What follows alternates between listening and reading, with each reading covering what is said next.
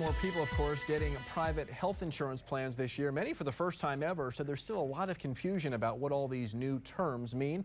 Dr. Sunny Sagar from St. Louis Urgent Cares joins us now to kind of help sort out just some basic vocabulary that we're all likely to see. So I thought I'd make this really exciting topic even more exciting. Okay. By bringing some metaphors in from my friends at Schnucks. Okay.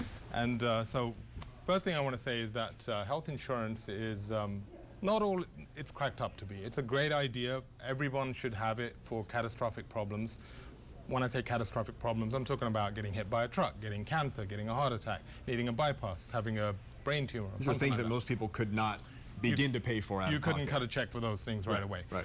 And then there's all the small stuff, and that's what I'm really here to talk about, the stuff that you really want to think about when you're not in any life-threatening danger. Okay. So people say, well, what are premiums? Okay, so I'm going to symbolize the premium as this tub of ibuprofen. Okay, let me move my iPad here just so we can take and full advantage of your That's basically props. what you're paying every month to have that health insurance plan. Okay. And that's usually a fixed amount. It's dependent on where you live, your gender, whether you smoke, and other... How much your employer perhaps pays. Yeah, and also the employer contribution versus the employee, and that kind of stuff. So that's a fixed amount. And then you've got your copay, and I'm going to represent that with some heartburn. And that is basically your share of the upfront cost whenever you make a visit to a medical provider, like a doctor or a nurse practitioner. So it'd be about $15, $25. I walk in the door, I owe that. Right. The primary care, $50 at an urgent care, and $200 to $300 maybe at an emergency department. Okay. And so that might give you a bit of heartburn. And then after, it's not over. After that, you get something in the mail called an explanation of benefits. EOB, right? And you get a deductible to pay. Yes. And people's deductibles vary between $2,000 and $5,000 or $6,000.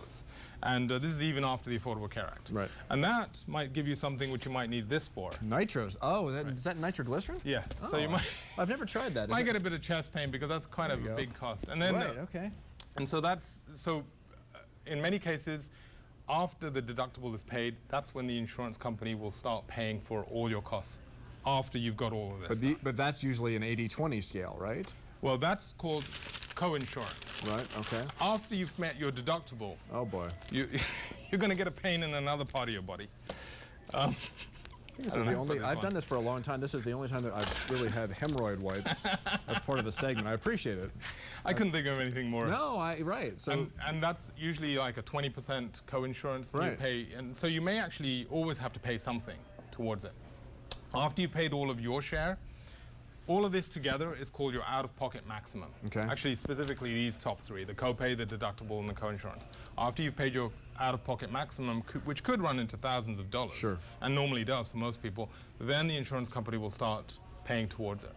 And so the point I'm trying to communicate here is that insurance is a good idea, but really only comes into its own when it's a catastrophic problem, a big ticket item, and then you don't care about this stuff. Right. You got cancer, you got a bypass. You're like, yep, I already spent that in the first 2 minutes, and then another $100,000 the insurance company will spend, and that's great. But for the small stuff, it's not so. It may not kick in. All right, very good, Dr. Sunny Sagar. Some good visual and some good walking us through there. Some terms that we'll all encounter, perhaps for the first time this year.